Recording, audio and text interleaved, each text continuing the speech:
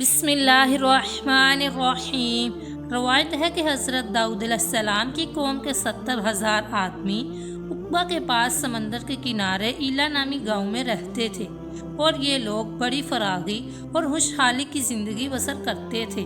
اللہ تعالیٰ نے ان لوگوں کا اس طرح امتحان لیا کہ سنیچر کے دن مچھلی کا شکار ان لوگوں پر حرام فرما دیا اور ہفتے کے باقی دنوں میں شکار حلال فرما دیا، مگر اس طرح ان لوگوں کو آزمائش میں مبتلا فرما دیا کہ سنیچر کے دن بے شمار مچھلیاں آتی تھیں اور دوسرے دنوں میں نہیں آتی تھیں۔ تو شیطان نے ان لوگوں کو یہ حیلہ بتا دیا کہ سمندر سے کچھ نالیاں نکال کر خشکی میں چند حوض بنا لو، اور جب سنیچر کے دن ان نالیوں کے ذریعے مچھلیاں حوض میں آ جائیں تو نالیوں کا منہ بند کر دو اور اس دن شکار نہ کرو، بلکہ دوسرے دن آسانی کے ساتھ ان مچھلیوں کو پکڑ لو۔ ان لوگوں کو یہ شیطانی ہیلہ بازی پسند آ گئی، اور ان لوگوں نے یہ نہیں سوچا کہ جب مچھلیاں نالیوں اور حوضوں میں مقید ہو گئیں تو یہی ان کا شکار ہو گیا، تو سنیچر ہی کے دن شکار کرنا پایا گیا جو ان کے لیے حرام تھا۔ اس موقع پر ان یہودیوں کے 3 گروہ ہو گئے۔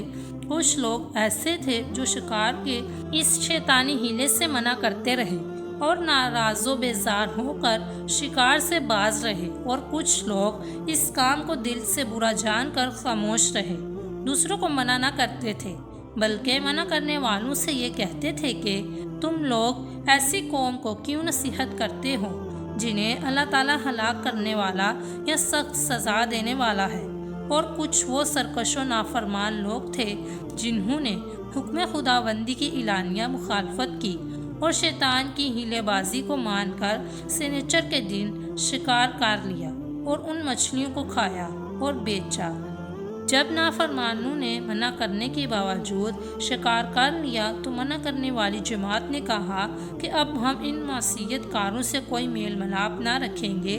چنانچہ ان لوگوں نے گاؤں کو تقسیم کر کے درمیان میں ایک دیوار بنا لی اور آمد و رفت کا ایک الگ دروازہ بھی بنا لیا۔ حضرت داؤد علیہ السلام نے غضبناک ہو کر شکار کرنے والوں پر لعنت فرما دی۔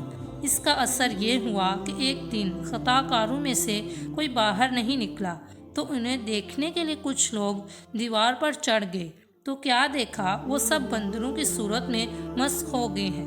اب لوگ ان مجرموں کا دروازہ کھول کر اندر داخل ہوئے تو وہ بندر اپنے رشتہ داروں کو پہچانتے تھے اور ان کے پاس آ کر ان کے کپڑوں کو سونگھتے تھے اور زار و زار روتے تھے، مگر لوگ ان بندر بن جانے والوں کو نہیں پہچانتے تھے۔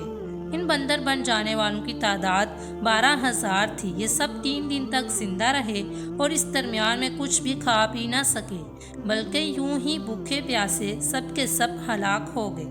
شکار سے منع کرنے والا گروہ ہلاکت سے سلامت رہا، اور صحیح قول یہ ہے کہ دل سے برا جان کر خاموش رہنے والوں کو بھی اللہ تعالیٰ نے ہلاکت سے بچا لیا۔ اس واقعے کا اجمالی بیان تو سورہ بقرہ کی اس آیت میں ہے۔ ترجمہ کنز الایمان۔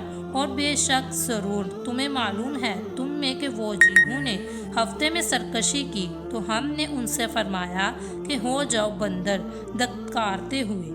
اور مفصل واقعہ سورہ اعراف میں ہے کہ جس کا ترجمہ یہ ہے، اور ان سے حال پوچھو اس بستی کا کہ دریا کنارے تھی جب وہ ہفتے کے بارے میں حد سے بڑھتے، جب ہفتے کے دن ان کی مچھلیاں پانی پر تیرتی ان کے سامنے آئی، اور جو دن ہفتے کا نہ ہوتا نہ آتی، اس طرح ہم انہیں آزماتے تھے ان کی بے حکمی کی سبب۔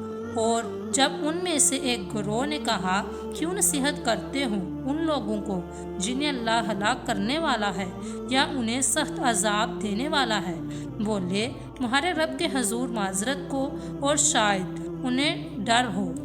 پھر جب وہ بلا بیٹھے جو نصیحت انہیں ہوئی تھی، ہم نے بچا لیے وہ جو برائی سے منع کرتے تھے، اور ظالموں کو برے عذاب میں پکڑا بدلہ ان کی نافرمانی کا۔ پھر جب انہوں نے ممانعت کے حکم سے سرکشی کی، ہم نے ان سے فرمایا ہو جو بندر دتکارے ہوئے۔ درس ہدایت معلوم ہوا کہ شیطانی ہیلہ بازیوں میں پڑھ کر اللہ تعالیٰ کے احکام کی نافرمانی کا انجام کتنا برا اور کس قدر خطرناک ہوتا ہے، اور خدا کے نبی جن بد نصیبوں پر لعنت فرما دے وہ کیسے ہولناک عذاب الہی میں گرفتار ہو کر دنیا سے نیست و نابود ہو کر عذاب نار میں گرفتار ہو جاتے ہیں اور دونوں جہاں میں ذلیل و خوار ہو جاتے ہیں۔ اگر آپ کو ویڈیو پسند آئی ہو تو ویڈیو کو لائک کریں، شیئر کریں، کمنٹ کریں اور چینل کو سبسکرائب کریں۔ شکریہ۔